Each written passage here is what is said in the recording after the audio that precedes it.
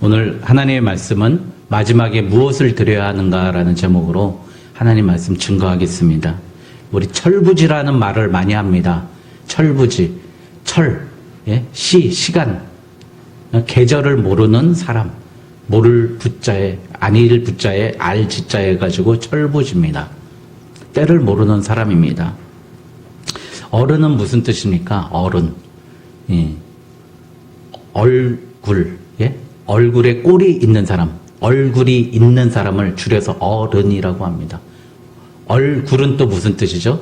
얼굴에 꼴이 있다. 그래서 얼꼴 하다가 얼굴이 된 겁니다. 그러니까 우리 어른이라는 것은요, 여러분들 잘 알잖아요. 철부지는 어린이라고 그러잖아요. 어른은 때를 알고 철을 아는 게 어른이라고 그럽니다. 저 우리 교회 요즘에 저한테 가끔 이제 연말이 되니까 연락 온 사람도 많고 만나자고 하는 분들도 몇 분 계신데, 그분들이 내년부터 교회 열심히 나오겠습니다 하시는 분이 벌써 4분이나 계세요. 그래서 고마운데, 아니 오늘 나오라고 그렇게 하는데 계속 못 나와요. 오늘 놓치면 안 된다고, 오늘 나와야 된다고. 근데 내년부터 나오겠습니다. 뭐 집 정리되면 나오겠습니다. 일어나는 습관이 되면 나오겠습니다. 그렇게 저한테 얘기를 해요. 그런데 우리가 정말 이 예배 드리는 이 시간을 지키는 게 바른 사람이에요. 철을 아는 사람이고요. 철 든 사람이고 어른인 겁니다. 그 정신이 있는 사람이 때를 아는 사람입니다. 한 해를 이렇게 마감을 합니다. 마감하게 되면 사람들은 그렇게 얘기하죠. 뭐 돌고 도는 거 그게 인생이야. 들국화처럼 돌고 그게 인생이야. 그렇게 이야기합니다. 그러면서 자신을 위로합니다.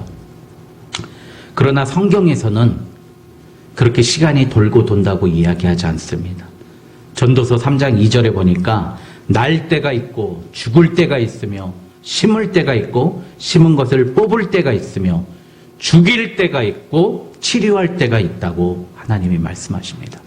하나님께서 우리를 죽일 때가 있고 우리의 병을 치료하실 때가 있다는 거예요. 여러분, 그러니까 여러분 뭐 종말론, 여러분 저는요 성경 막 파가지고 막 뭐 히브리어가 어떠고 헬라어가 어떠고 그렇게 설교 안 하잖아요. 그 이유가 뭐냐? 그렇게 알 필요 하나도 없어요. 종말론 강의, 막 요한계시록 강의, 신천지 가갖고 무릎 꿇고 필기 녹부터 하면서 그런 거 하지 마세요. 제가 딱 가르쳐 드릴게요. 종말론이 뭔지 아세요? 내가 죽는다는 거예요. 믿습니까? 그리고 내가 죽는데 요한계시록 20장, 21장에 너를 심판한다는 거예요. 예수님이. 너의 행위를 심판하고 그 결과로, 너의 삶의 결과로 너를 무저병에 넣었던지 유황불에 넣었던지 나와 같이 천국에서 맨션에서, 황금 맨션에서 살던지 그렇게 된다는 겁니다. 그게 종말론이에요. 뭐 누가 언제 오고 누가 언제 죽고 뭐 징조가 나타나고, 예수님 징조로 그때와 그 시 아무도 모른다는데 맨날 그거 알고 싶어가지고 날린 거예요. 우리에게는 종말이 있다. 끝날 때가 있다는 거예요. 그게 바로 우리가 철든 신앙인이라는 뜻입니다. 여러분 막스 베버라고 아시지 않습니까? 프로테스탄트 윤리와 자본주의 정신, 그 책을 쓴 건데요. 그 책을 쓴 사람인데 이 사람이 보니까, 유럽에 보니까 예수 믿는 사람들은 부자로 사는 거예요. 그리고 예수 믿는 마을은 다 강성해지는 겁니다. 예수 믿는 국가는 다 제국으로 크게 성장하는 거예요. 왜 그럴까? 결국 결산하고 마감하는 습관이 들렸기 때문이에요. 인생이 돌고 도는 윤회 사상이면 이번 생을 열심히 살 의미가 아무것도 없어요. 맨날 이 생망, 이번 생에 망했어, 다음 생에 잘할 거야 라고 생각하는데, 예수 믿는 사람은 이번 생이 딱 한 번이고 이번 생이 마지막이기 때문에 최선을 다해서 살고 최선을 다해서 모으고 최선을 다해서 모은 걸 베풀면서 살기 때문에 그 부가 좋은 것으로 계속 도서관을 세우고 학교를 세우고 여학생들에게 공부를 가르치고, 여러분 여학생들을 처음으로 가르친 아카데미를 세운 게 누구예요? 요한 칼빈이 제네바에서 세운 여학생 학교예요. 여러분 프로테스탄트, 우리가 믿는 이 개신교가 이번 생에 한 번 남아있는 이 인생을 바꿔보겠다는 거예요. 우리가. 그렇기 때문에 그런 나라들이 잘 산다는 겁니다. 그러나 마감 안 하는 가정, 여러분 오늘 자식이 안 들어와. 에이, 모르겠다, 자. 남편이 안 들어와. 에이, 모르겠다, 자. 남편이 월급을 안 가져와. 근데, 아유, 그래, 너 먹고 잘 살아라. 그렇게 끝나는 가정. 좋은 가정입니까? 아니죠. 마감을 안 하는 가정, 결론을 내지 않는 가정, 결정을 짓지 않는 이 마감 처리를 안 하는 가정이 후진국이고 후진 가정이에요. 여러분, 그래서 오늘 이 여인이 중요하다는 거예요. 여러분, 잘 아시죠? 우리 서창희 전도사 좀 아실 거 아닙니까? 제가 고3 때 고1이었는데 만났어요. 고2 때 제가 20살이었는데, 저희 어머니도 기억나실 거예요. 그 롯데리아에서 아르바이트를 하는 거예요. 근데 얼마나 열심히 하는지, 오는 손님마다 안녕하세요, 안녕하세요. 의정부 중앙로 롯데리아에서 알바를 하는 거예요. 근데 그것도 월급 탔다고, 또 저희 뭐 교회 제목, 제가 선생님이라고 좀 와이셔츠를 사가지고 오고 막 그러는 거예요. 착해요, 정말. 열심히 하고. 그리고 그 아르바이트를 하면서도 경민여상에서 뭐 회장도 하고 반장도 하고 막 그런 거예요. 그래서 은행에 취직을 했어요. 은행에 취직해가지고 이제 어느 날 제가 저희도 가능동에 살아니까 걸어가는데 저기 멀리서 이 달구지를 끌고 다니는 은행원 유니폼을 입고, 옛날에 그 은행원들이 각 가게 같은 거, 시장 거기 다니면서 일수를 받아오면서 했던 그거를 하고 있는 거예요. 무더운 여름에. 그런데 저한테 이제 잠깐 얘기하는 시간이 있었고 얘기를 하는데, 점심을 먹으면서 얘기를 하는데, 며칠 전에 50몇만 원이 비었대요. 결산을 보는데. 밤 10시까지 찾아보는데 돈이 없더라는 거예요. 퇴근을 안 시키더래요, 지점장이. 그래서 자기 돈으로 메꿨대요. 그때 한 달 월급보다 더 큰 돈인데. 여러분, 세상도 마감 안 되면 내보내지 않습니다. 그런데 우리 기독교인들이 한 해를 마감하고 예수님의 때를 마감할 줄 아는 그런 마음이 없으면 안 되는 겁니다. 여러분, 이 마감한다는 게 얼마나 중요한 일인가? 때를 안다는 게 얼마나 중요한가? 오늘 그거에 대해서 엄청나게 열심히 살고 아름답게 살았던 여인이 바로 한 죄 많은 여인이었습니다. 여러분들, 이 여인을 막달라 마리아라고 생각하는 사람들도 있고요. 신학자마다 다 견해가 틀려요. 그냥 오늘은 마리아라고 통칭을 하겠습니다. 이 여인의 이야기가 나온 것은 마태복음이건 뭐 마가복음이건 누가복음이건 요한복음이건 다 마지막에 나오거든요. 이 시기가 언제냐면은 예수님이 예루살렘에 올라가서 십자가에 못 박혀 죽기 바로 직전에 이 여인의 이야기가 나옵니다. 여러분, 그러니까 이 여인이 뭐예요? 예수님의 장례를 준비하기 위해 오늘 성경에서 읽었잖아요. 예수님이 죽을 걸 알고 마지막에 예수님께 무엇을 드려야 하는가 고민하다가 자기 전체를 드렸던 여인입니다. 여러분들, 그런데 이 여인이 9절을 말씀해 보니까 온 천하에 어디서든지 복음이 전파되는 곳에서는 이 여자가 행한 일도 말하여 그를 기억하리라. 여러분, 오늘 그래서 여러분 정말 축복받는 비결, 축복받는 사람에 대해서 여러분들이 알려주려고 합니다. 여러분, 이 여인 얼마나 큰 축복받았습니까? 여러분, 막달라 마리아라는 의견이 있어요. 여러분, 막달라 마리아라면 얼마나 큰 축복입니까? 예수님의 그 십자가를 끝까지 지켰던 게 누구예요? 막달라 마리아입니다. 예수님의 부활의 사건에 제일 먼저 달려갔던 게 누구예요? 막달라 마리아입니다.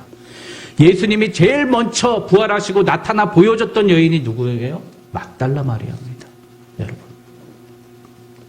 여러분, 정말 대박이었던, 축복의 대박받은 여인입니다.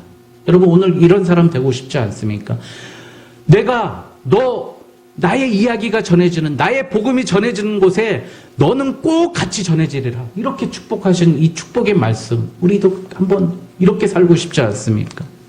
여러분, 그래서 이 여인에 대해서 한번 말씀을 나눠보려고 합니다.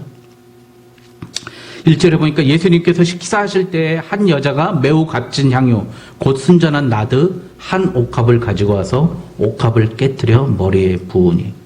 근데 이게 비슷한 말씀이 누가복음 7장 37절에 예수님이 바리새인의 집 시몬의 집에 앉아 계심을 알고 향유 담은 옥합을 가지고 와서 그 발 곁에 서서 울며 눈물로 그 발을 적시고 자기 머리털로 닦고. 우리 댁에 있는 향유 옥합, 찬양 있지 않습니까? 죽게 가져와 주발 아래 엎드려서 입 맞춥니다. 예수님의 발에 입 맞추고 눈물로 그 발을 씻겼다는 거예요. 예수님 만나면서. 십자가 지실 예수님, 나를 위해서 죽을 예수님을 통해서 나의 눈물을 쏟았다는 겁니다. 여러분, 베드로도 그렇고 다 이 말씀 전에 뭐예요? 절대 예수님은 십자가 지지 못합니다. 이렇게 얘기하니까 예수님 뭐라 그랬어요?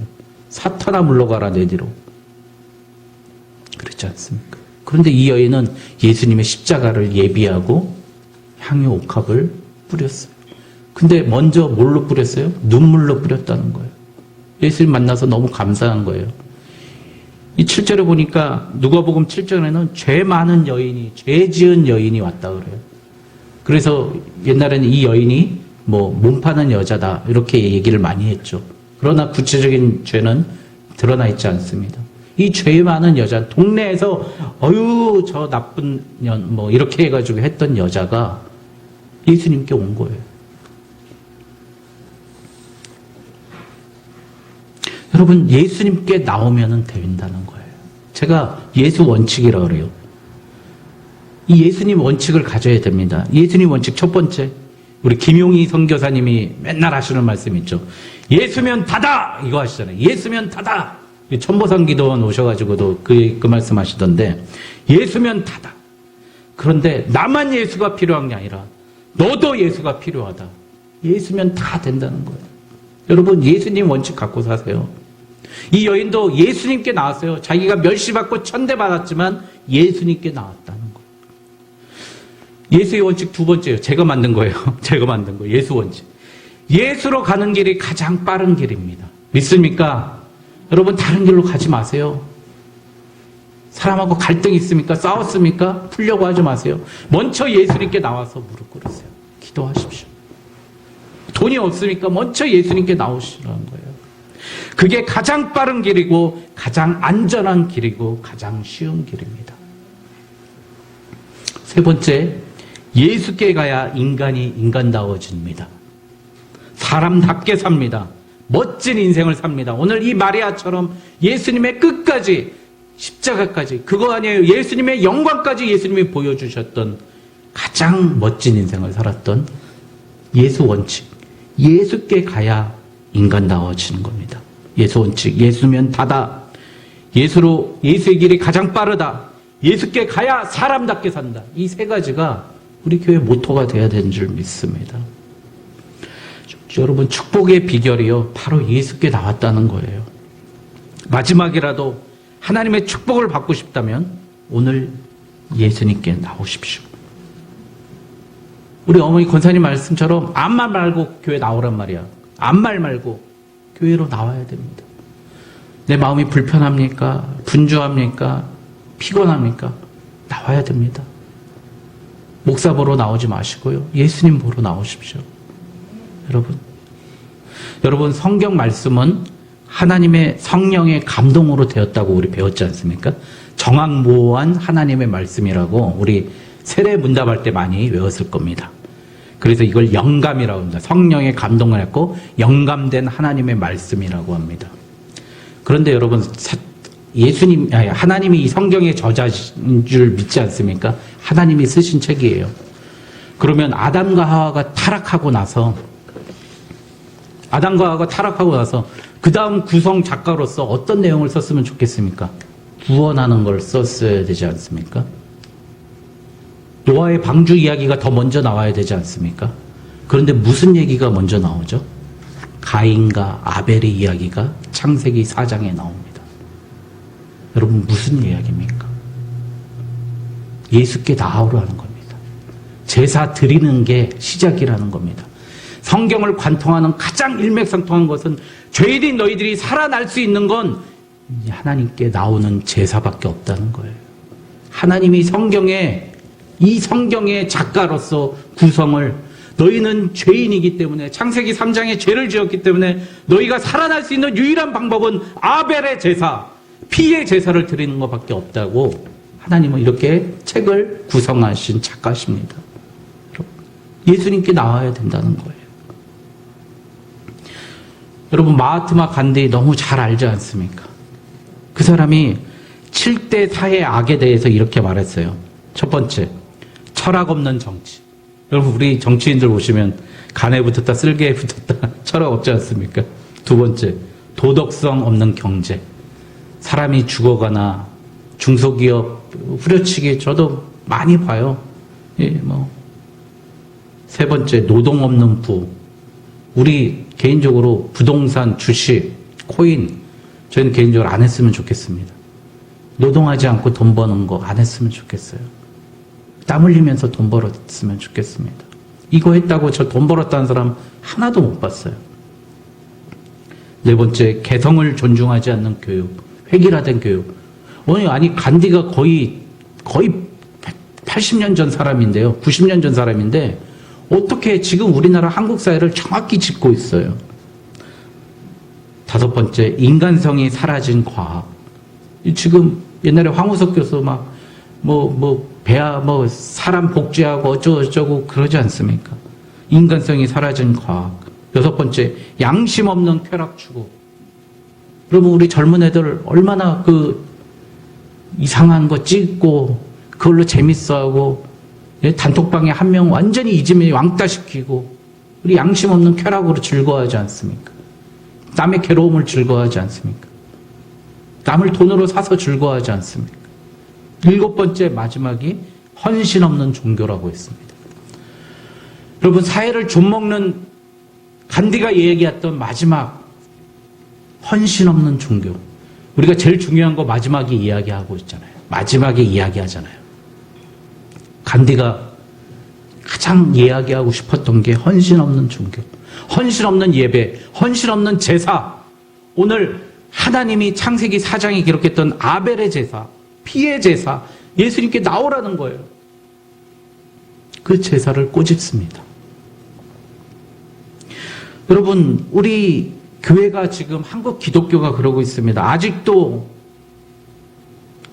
헌신이 없는 거예요. 기독교가 정치 논리에 빠져 있어요. 이 경제 논리에 빠져 있어요.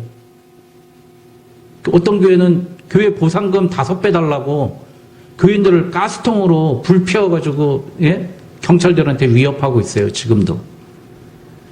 기독교 사립재단은 지네들이 다 비리해먹고 통제 안 되니까 종교 탄압이라고 그러겠어요. 빛과 소금의 역할을 안 하면서 자기네들 간섭하니까 기독교 사학 탄압한다고 종교 탄압이라고 하고 있어요. 여러분, 그 사람들이 우리가 빛과 소금의 역할을 어떻게 감당합니까? 여러분, 왜 심리를 못 갑니까? 기독교인들이 아니 5리라도 가야 될 거 아니에요. 난 1, 2도 못 가. 니네가 나 5리 들어서 옮겨줘. 그 얘기하는 게 지금 우리나라 한국의 기독교예요. 그러니까 제재한다니까 이제 종교 탄압이라는 거예요. 여러분, 전 죄송하지만 교도소 갔다 온 유명인들이 교회에서 지금 온누리교회 이런 교회에서 막 간증하고 설교하고 그게 유튜브에 나와요. 장로님들, 무슨 난수 집사라는 분들이 교도소 갔다가 그렇게 죄를 짓고, 저는 좀 조용해 줬으면 좋겠어요. 여러분, 이게 뭐예요? 자기가 죽지 않고 영광만 받으려고 하는 거 아닙니까? 그리고 그것을 이용해가지고 그 이용해 먹는 목회자들 보면 너무 한탄스러운 거예요. 여러분, 우리가 정말 희생하면서 무릎 꿇으면서 예배드린 예배자가 될 수는 없습니까? 여러분, 우리가 예수님께 나오는데요, 희생의 마음으로 나와야 됩니다. 첫 번째, 여러분, 예수님께 나와야 됩니다. 오늘 이 여인처럼 나와야 됩니다. 두 번째, 예수님의 무릎 꿇고 그 발에 눈물을 떨어뜨렸어요. 무슨 얘기예요? 기도하는 사람입니다. 여러분, 예수님께 눈물과 기도를 드리는 우리 오직 예수교회 되길 주님의 이름으로 축원드립니다. 여러분,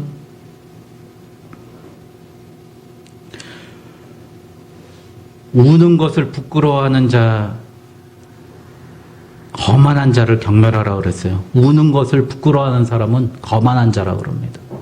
눈물이 없는 사람은 거만한 자라고 에드워드 영이라는 사람이 이런 속담이 있다 그래요. 눈물은 인생을 살리고 땀은 가난을 살린다. 이 여인이 눈물을 흘렸기 때문에 자기 인생이 살아났습니다. 여러분, 예수님의 발에 눈물 흘려 보셨습니까? 언제 흘려 보셨습니까? 저는 어제 찬양하다가 막 눈물이 걸컥 났어요. 주발 앞에 엎드리며 그 발 앞에 입 맞춘다. 우리는 지금 눈물의 위력이 사라진 시대에 살고 있습니다. 눈물 어린 기도가 필요해요. 하나님, 저의 눈물을 회복시켜 주시옵소서. 여러분, 인간은 눈물을 흘림으로써 자기의 죄악을 씻어낸다고 도스토옙스키가 얘기했어요. 우리의 죄악을 씻어낼 수 있는 유일한 청결제는 눈물밖에 없어요, 여러분. 눈물로 기도하셔야 됩니다. 눈물로 회개하셔야 돼요.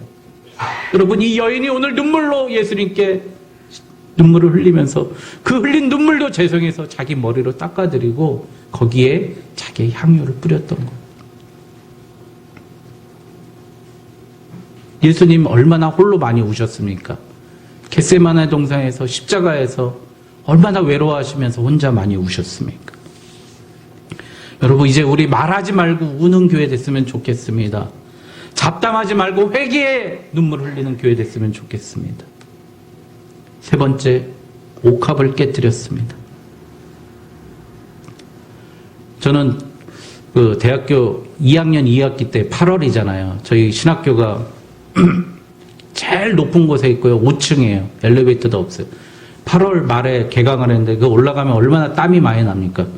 근데 갑자기 옆에 막 185에 120kg 되는 사람이 뭐 이슬람 사람이 앉아 있는 거예요. 제 짝이에요, 보니까.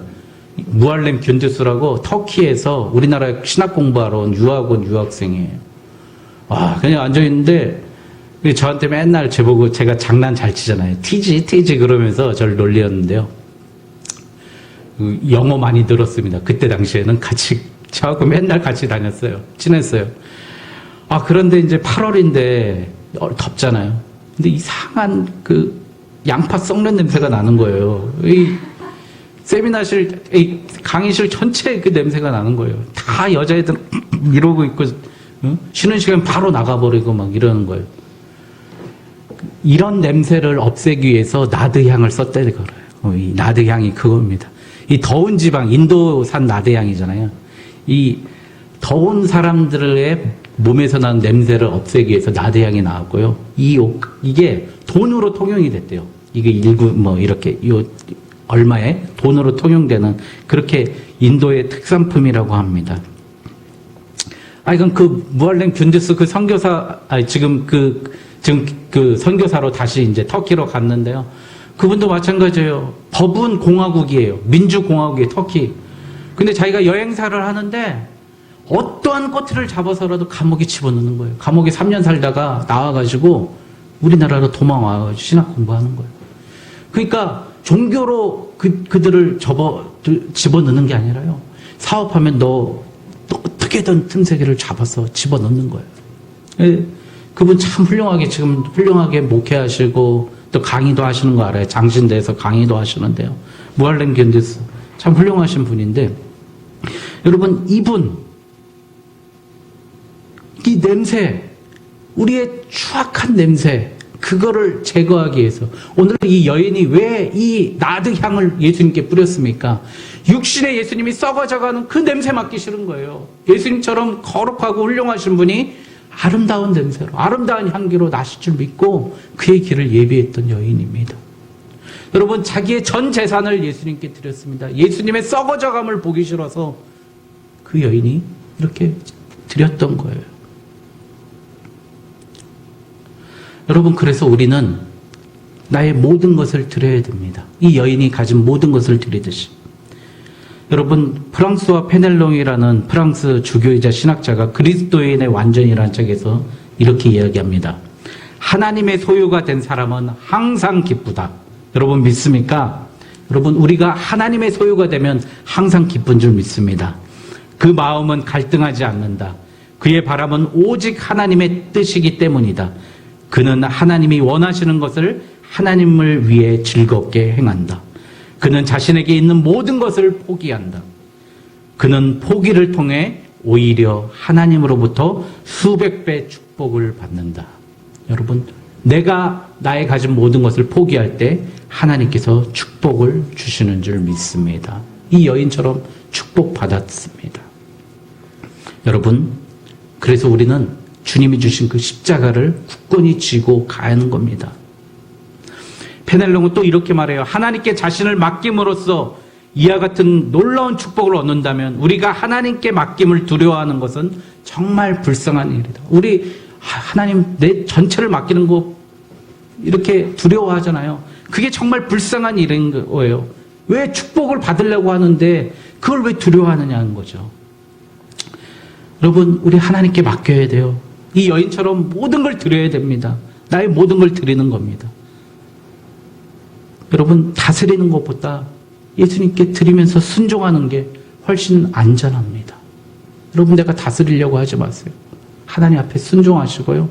주위 사람 앞에 순종합시다. 그게 더 안전합니다. 토마스 아켄페스가 했던 이야기입니다. 말씀을 마치겠습니다. 우리 이제 다시 시작해야 되는 시기가 왔습니다. 예수님 만나는 일에 목숨 거시기 바랍니다. 두 번째, 나의 전부를 어떻게 드릴 것인가? 돈을 다 드리는 게 아니에요. 한 가지 방법을 가르쳐 드릴게요. 예수라면 어떻게 할 것인가? 물어보십시오. 그 책도 있잖아요. 나의 전부를 드리는 유일한 방법은 예수님이라면 오늘 어떻게 하실 것인가? 물어보십시오. 그리고 그 답으로 사십시오. 그게 바로 나의 전부를 드리는 겁니다.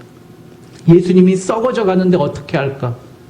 그 냄새나는 예수님 어떻게 할까? 그 여인이 드렸던 그 나드 향처럼 오늘 예수님이라면 어떻게 하실까? 세 번째, 내가 산타크로스가 되는 겁니다. 여러분들 요한복음 12장에 보면 이 여인을 책망한 게 누구였어요? 가룟 유다였어요. 가룟 유다. 가룟 유다가 그 돈으로 가난한 자 도와주면 되는데 왜 그러니까 책망했어요. 여러분, 도와주고 싶으면 내가 도와주십시오. 남의 돈 가지고 세금 가지고 회비 가지고 뭐뭐 하자고 하지 말라는 거예요. 내가 산타크로스가 되고 내가 도와주면 돼. 내가 하나님 예수님 섬기면 됩니다. 세상으로 나가면 됩니다. 순종하는 겁니다. 오늘 내가 할 수 있는 것만 순종하십시오. 내가 할 수 없는 것은 하나님께 맡기고 기도하시기 바랍니다.